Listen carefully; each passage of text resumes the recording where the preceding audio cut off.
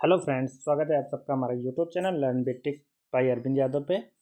तो हमने अभी चैप्टर नंबर 1 पढ़ा, उससे संबंधित जो है लगभग 100 क्वेश्चन का प्रैक्टिस सेट भी देखा। तो आज हम लोग देखते हैं अध्याय 2, भारत भूगर्भिक संरचना का विकास। भारत की जो है भूगर्भिक संरचना का विकास। तो इसमें हम लोग पढ़ेंगे भारत का निर्माण, पैंजिया और पैंथलासा के बारे में। तो देखते हैं हम लोग। प्रसिद्ध जर्मन मौसमविद अल्फ्रेड वेगनर ने सन 1912 में महाद्वीपीय प्रवाह सिद्धांत दिया। महाद्वीपीय प्रवाह सिद्धांत किसने दिया था? 1912 में जो है अल्फ्रेड वेगनर ने दिया था महाद्वीपीय प्रवाह सिद्धांत। कार्बेनिफेरस युग में पृथ्वी के सभी स्थलखंड आपस में जुड़े थे, जिसे अल्फ्रेड वेगनर ने जो है पैंजिया और उसके चारों ओर एक महासागर का विस्तार था, जिसे पैंथलासा कहा। क्या कहा? पैंथलासा कहा है।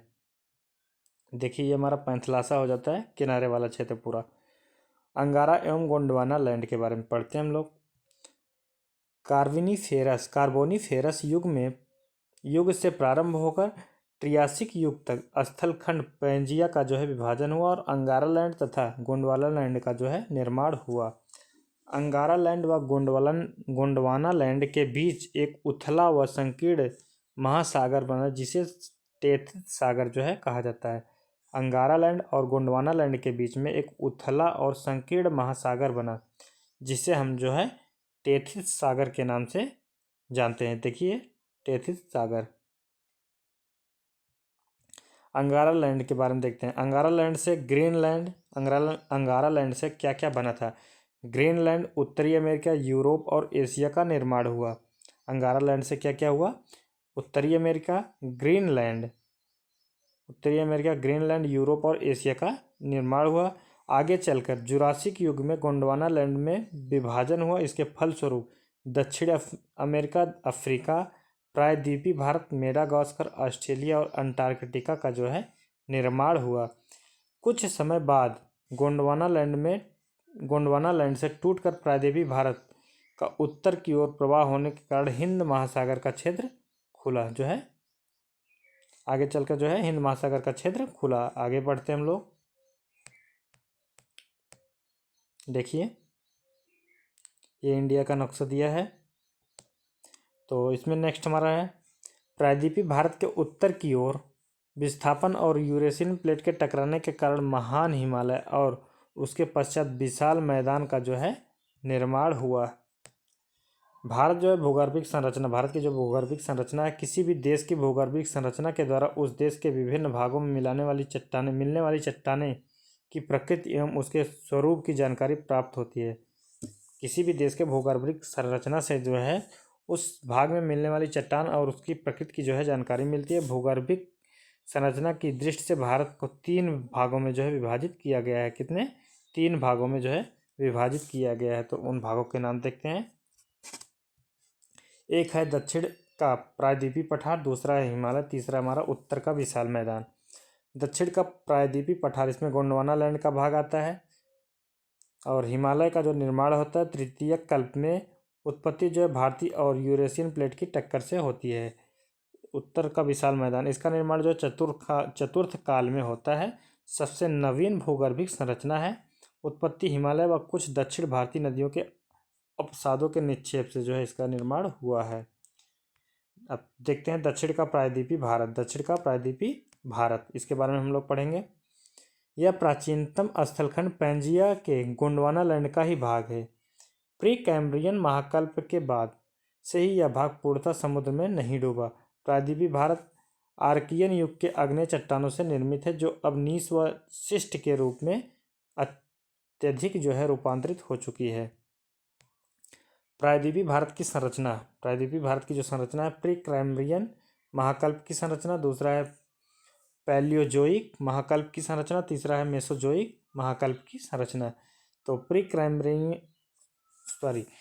पहला है जो है प्री कैम्ब्रियन महाकल्प की संरचना। इसमें जो है आर्कियन चट्टान आती है, धारवाड़ चट्टान आती है, कुडप्पा चट्टान आती है और विंध्यन चट्टानें। प्री कैम्ब्रियन में ये 4 चट्टानें आती हैं, जबकि पैलियोजोइक महाकल्प की संरचना में जो है कार्बोनिफेरस एवं परमियन कल्प में इसमें जो है गोंडवाना क्रम की चट्टानें आती हैं, जबकि मेसोजोइक में दक्कन ट्रैप जो है इसके अंतर्गत आता है। तो सबसे पहले हम लोग देखते हैं आर्कियन क्रम की चट्टानें। पृथ्वी पर सबसे पहले लावा, मैग्मा आदि के ठंडा होने के बाद जो संरचना का विकास हुआ उसे जो आर्कियन चट्टान वही कहलाया है। ये ग्रेनाइट व नीस से निर्मित है। ये ग्रेनाइट व नीस से निर्मित चट्टान है। आर्कियन चट्टान में जीवाश्म नहीं पाए जाते हैं क्योंकि ये उस समय तक पृथ्वी पर जीवों की उत्पत्ति नहीं हुई थी, क्योंकि उस समय जो है जीवों की उत्पत्ति नहीं हुई, यानी आर्कियन चट्टान में जो है जीवाश्म नहीं पाए जाते हैं। यह चट्टान धात्विक अधात्विक खनिज की दृष्टि से महत्वपूर्ण है, लेकिन आर्थिक दृष्टि से इसका दोहन अत्यंत कठिन है। आर्थिक दृष्टि में इसका दोहन अत्यंत कठिन है। आर्कियन चट्टान मुख्यतः कर्नाटक, तमिलनाडु, छोटा नागपुर का पठार, बुंदेलखंड, दक्षिण पूर्वी राजस्थान, उड़ीसा और मेघालय के पठार आदि क्षेत्र में जो है पाया जाता है। नेक्स्ट हमारा धारवाड़ क्रम की चट्टानें। आर्कियन चट्टान के अपरदन व निक्षेपण से धारवाड़ चट्टान का निर्माण हुआ है। धारवाड़ चट्टानों में जीवाश्म नहीं मिलते हैं। धारवाड़ चट्टानों का विकास कर्नाटक के धारवाड़, बेल्लारी जिला, अरावली श्रेणियों, छोटा नागपुर पठार क्षेत्र में मेघालय के शिलांग क्षेत्र, लद्दाख व जास्कर श्रेणी में मिलती हैं।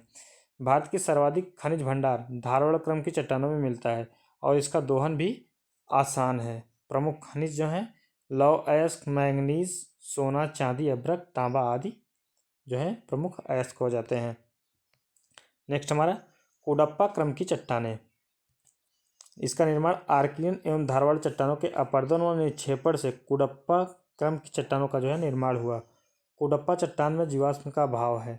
सर्वाधिक विकास इसका जो है आंध्र प्रदेश के कुडप्पा क्षेत्र तथा अन्य स्थल जैसे कृष्णा घाटी, नल्ला मलाई पहाड़ी क्षेत्र, अरावली पर्वतीय क्षेत्र, छोटा नागपुर के पठारी क्षेत्र आदि में जो है मिलता है। प्रमुख खनिज चूना पत्थर, संगमरमर, लोहा, तांबा और मैंगनीज हो जाते हैं। विंध्यन क्रम की चट्टान। कुडप्पा क्रम की चट्टानों के बाद ये चट्टानें निर्मित हुई थी। कुडप्पा क्रम की चट्टान के बाद ये चट्टानें निर्मित हुई। इसका विस्तार राजस्थान के चित्तौड़गढ़ से बिहार के सासाराम क्षेत्र तक है। यह लाल बलुआ पत्थर, चूना पत्थर आदि के भरपूर निक्षेप हैं। इसमें जो है लाल बलुआ पत्थर, चूना पत्थर आदि के भरपूर निक्षेप हैं। विंध्यन क्रम की चट्टान से दक्कन ट्रैप का एक बड़ा भाग ढका हुआ है। नेक्स्ट हमारा गोंडवाना क्रम की चट्टान। ऊपरी कार्बोनिफेरस युग से जुरैसिक युग के मध्य गोंडवाना चट्टानों का जो है निर्माण हुआ है। गोंडवाना चट्टानें कोयले के लिए विशेष महत्वपूर्ण हैं। भारत का 98% कोयला गोंडवाना क्रम की चट्टानों में मिलता है। ये परतजात चट्टानें हैं और मछलियों व रेंगने वाले जीवों के अवशेष इसमें मिलते हैं। दामोदर, महानदी, गोदावरी इसकी सहायक नदियों में जो है गोंडवाना चट्टानों का सर्वोत्तम रूप मिलता है। नेक्स्ट हमारा है दक्कन ट्रैप।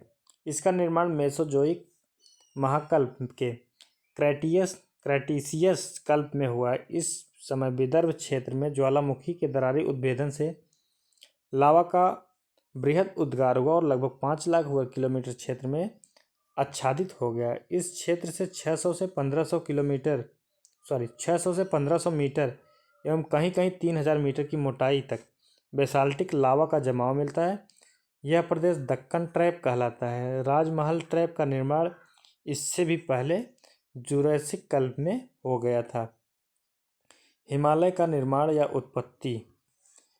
सेनोजोइक महाकल्प के तृतीय कल्प में हिमालय का निर्माण हुआ। इसके निर्माण के संबंध में कोवर का भूसन्नति सिद्धांत एवं मॉर्गन का और आइजैक का प्लेट विवर्तनिक सिद्धांत सर्वाधिक जो है मान्य है। नेक्स्ट हमारा कोवर का भूसन्नति सिद्धांत। कोवर का भूसन्नति सिद्धांत जो है पर्वतों का पालना कहा गया है इसको। इस सिद्धांत को जो है कोवर के भूसन्नतियों को जो है पर्वतों का पालना कहा है। ये भूसन्नतियाँ लंबे, सकरे व छिछले जलीय भाग हैं। कोवरे के अनुसार आज से 7 करोड़ वर्ष पूर्व हिमालय के स्थान पर टेथिस भूसन्नति थी, जो उत्तर के अंगारा लैंड को दक्षिण के गोंडवाना लैंड से पृथक करती थी। इन अंगारा और गोंडवाना लैंड दोनों की भूमि के अवसाद टेथिस भूसन्नति में क्रमिक रूप से जमा होते रहे और अवसादों को क्रमशः अवतलन होता रहा, जिसके परिणामस्वरूप दोनों संलग्न अग्रभूमियों में दबाव और जनित भू संचलन उत्पन्न हुआ, जिससे क्युनलुन एवं हिमालय काराकोरम श्रेणियों का निर्माण हुआ। वलन से अप्रभावित तथा अल्प प्रभावित मध्यवर्ती क्षेत्र जो है तिब्बत का पठार कहलाया। नेक्स्ट हमारा प्लेट विवर्तनी सिद्धांत। क्या है? प्लेट विवर्तनी सिद्धांत। हिमालय की उत्पत्ति सबसे उपर्युक्त व्याख्या प्लेट विवर्तनी सिद्धांत करता है। हिमालय की उत्पत्ति का जो है सबसे उपर्युक्त व्याख्या प्लेट विवर्तनी सिद्धांत करता है। इसके प्रतिपादक जो है मॉर्गन और आइजैक हैं। कौन है? मॉर्गन और आइजैक हैं। मॉर्गन और आइजैक के अनुसार आज से 7 करोड़ वर्ष पूर्व भारतीय प्लेट उत्तर पूर्वी दिशा में स्थित यूरेशियन प्लेट की ओर गतिशील हुई। 2 से 3 करोड़ वर्ष पूर्व भारतीय प्लेट यूरेशियन प्लेट से टकराया, जिससे टेथिस सागर के अवसादों में वलन पड़ने लगा और हिमालय का उत्थान प्रारंभ हो गया। सेनोजोइक महाकल्प के इयोसीन व ओलिगोसीन कल्प के बृहद हिमालय का निर्माण हुआ। मायोसीन कल्प में पोटवार क्षेत्र के अवसादों के वलन से लघु हिमालय बना। शिवालिक श्रेणी का निर्माण बृहद हिमालय और लघु हिमालय के द्वारा लाए गए अवसादों के वलन से प्लायोसीन कल्प में हुआ। क्वार्टनरी अर्थात नियोजोइक महाकल्प के लिए प्लीटोसीन हिलोसीन कल्प में इसका निर्माण रहा है। नेक्स्ट हमारा हिमालय एक युवा पर्वत है। हिमालय कैसा पर्वत है? एक युवा पर्वत है जिसका उत्थान अभी भी जारी है। हिमालय के क्षेत्र में आने वाले भूकंप, हिमालयी नदियों के निरंतर होते मार्ग परिवर्तन और फिर पंजाल श्रेणी के 1500 से 1580 मीटर की ऊंचाई पर मिलने वाले झील निक्षेप, करेवा हिमालय के उत्थान के अभी भी जारी रहने के संकेत हैं। नेक्स्ट हमारा लास्ट है उत्तर का विशाल मैदान। उत्तर भारत के विशाल मैदानी भाग का निर्माण क्वार्टनरी यानी चतुर्थ या नियोजोइक महाकल्प के प्लीटोसीन एवं हीलोसीन कल्प में हुआ है। यह भारत की नवीनतम भूगर्भिक संरचना है। टेथिस भूसंरचनाओं के निरंतर संकरा व छिछला होने एवं हिमालयी व कुछ दक्षिणी भारतीय नदियों द्वारा लाए गए अवसादों के जमाव से यह मैदानी भाग निर्मित हुआ है। इसके पुराने जलोढ़ मिट्टी बांगर एवं नए जलोढ़ मिट्टी खादर कहलाते हैं। इस मैदानी भाग में प्राचीन वन प्रदेशों के दब जाने से कोयला और पेट्रोलियम क्षेत्र मिलते हैं। यह मैदान जो है पश्चिम में सिंधु नदी से लेकर पूर्व में ब्रह्मपुत्र नदी तक फैला हुआ है। मैदान पश्चिम से पूर्व तक 3200 किलोमीटर लंबा और लगभग 150 से 300 किलोमीटर चौड़ा जो है विस्तृत है। उत्तर के मैदान को राजस्थान का मैदान, पंजाब का मैदान, गंगा का मैदान और ब्रह्मपुत्र के मैदान में विभाजित किया जाता है। तो आज के लिए क्लास में इतना ही। Thank you for watching.